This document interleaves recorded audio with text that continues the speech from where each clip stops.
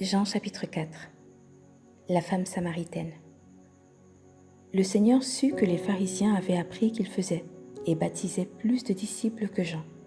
Toutefois, Jésus ne baptisait pas lui-même, mais c'étaient ses disciples. Alors, il quitta la Judée et retourna en Galilée. Comme il fallait qu'il passât par la Samarie, il arriva dans une ville de Samarie nommée Sichar, près du champ que Jacob avait donné à Joseph son fils. Là se trouvait le puits de Jacob. Jésus, fatigué du voyage, était assis au bord du puits. C'était environ la 6e heure. Une femme de Samarie vint puiser de l'eau. Jésus lui dit : « Donne-moi à boire. » Car ses disciples étaient allés à la ville pour acheter des vivres. La femme samaritaine lui dit : « Comment toi qui es juif me demandes-tu à boire à moi qui suis une femme samaritaine ? Les Juifs, en effet, n'ont pas de relation avec les Samaritains. » Jésus lui répondit : « Si tu connaissais le don de Dieu, et qui est celui qui te dit : Donne-moi à boire, tu lui aurais toi-même demandé à boire. Il t'aurait donné de l'eau vive. » « Seigneur, lui dit la femme, tu n'as rien pour puiser, et le puits est profond. D'où aurais-tu donc cette eau vive ? Es-tu plus grand que notre père Jacob, qui nous a donné ce puits et qui en a bu lui-même, ainsi que ses fils et ses troupeaux ? Jésus lui répondit : « Quiconque boit de cette eau aura encore soif. Mais celui qui boira de l'eau que je lui donnerai n'aura jamais soif, et l'eau que je lui donnerai deviendra en lui une source d'eau qui jaillira jusque dans la vie éternelle. » La femme lui dit : « Seigneur, donne-moi cette eau, afin que je n'ai plus soif, et que je ne vienne plus puiser ici. » « Va, lui dit Jésus, appelle ton mari, et viens ici. » La femme répondit : « Je n'ai point de mari. » Jésus lui dit : « Tu as eu raison de dire : je n'ai point de mari, car tu as eu 5 maris, et celui que tu as maintenant n'est pas ton mari. En cela tu as dit vrai. » « Seigneur, lui dit la femme, je vois que tu es prophète. Nos pères ont adoré sur cette montagne, et vous dites, vous, que le lieu où il faut adorer est à Jérusalem. Femme, lui dit Jésus, crois-moi, l'heure vient où ce ne sera ni sur cette montagne, ni à Jérusalem que vous adorerez le Père. Vous adorez ce que vous ne connaissez pas.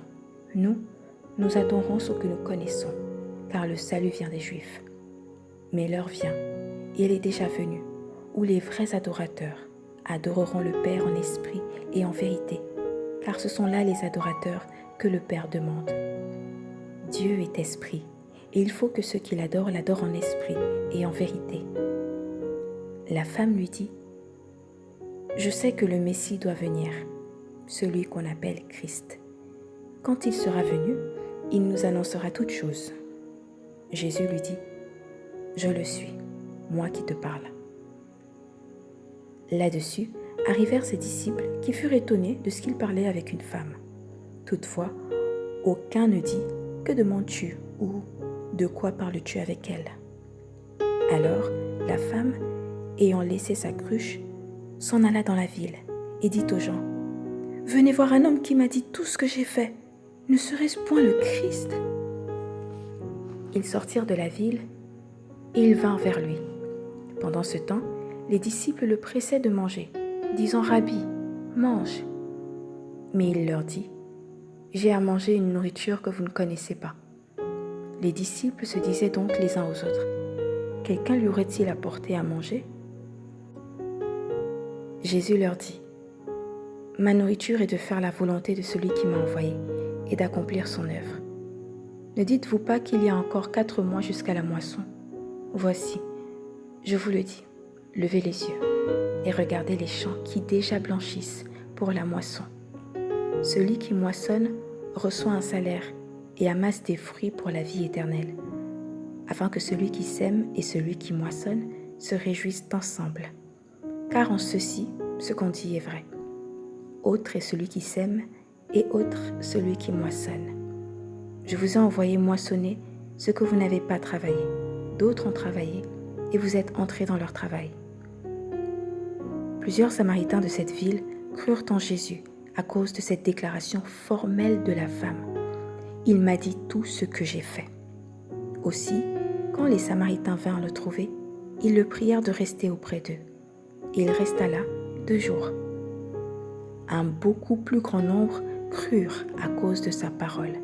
Il disait à la femme, « Ce n'est plus à cause de ce que tu as dit que nous croyons, car nous l'avons entendu nous-mêmes et nous savons qu'il est vraiment le Sauveur du monde. » Retour de Jésus en Galilée. Après ces 2 jours, Jésus partit de là pour se rendre en Galilée, car il avait déclaré lui-même qu'un prophète n'est pas honoré dans sa propre patrie.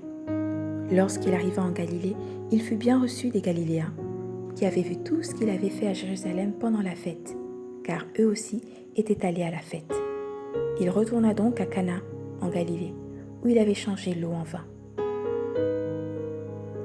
Guérison du fils d'un officier du roi. Il y avait à Capernaüm un officier du roi dont le fils était malade.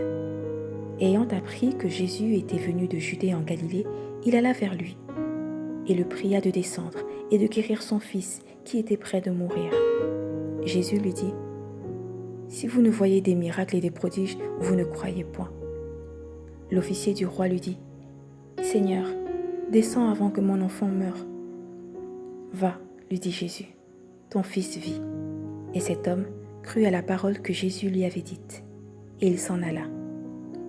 Comme déjà il descendait, ses serviteurs, venant à sa rencontre, lui apportèrent cette nouvelle. « Ton enfant vit. » Il leur demanda à quelle heure il s'était trouvé mieux, et ils lui dirent, « Hier, à la 7e heure, la fièvre l'a quitté. » Le père reconnut que c'était à cette heure-là que Jésus lui avait dit, « Ton fils vit. » Et il crut, lui et toute sa maison. Jésus fit encore ce second miracle lorsqu'il fut venu de Judée, en Galilée.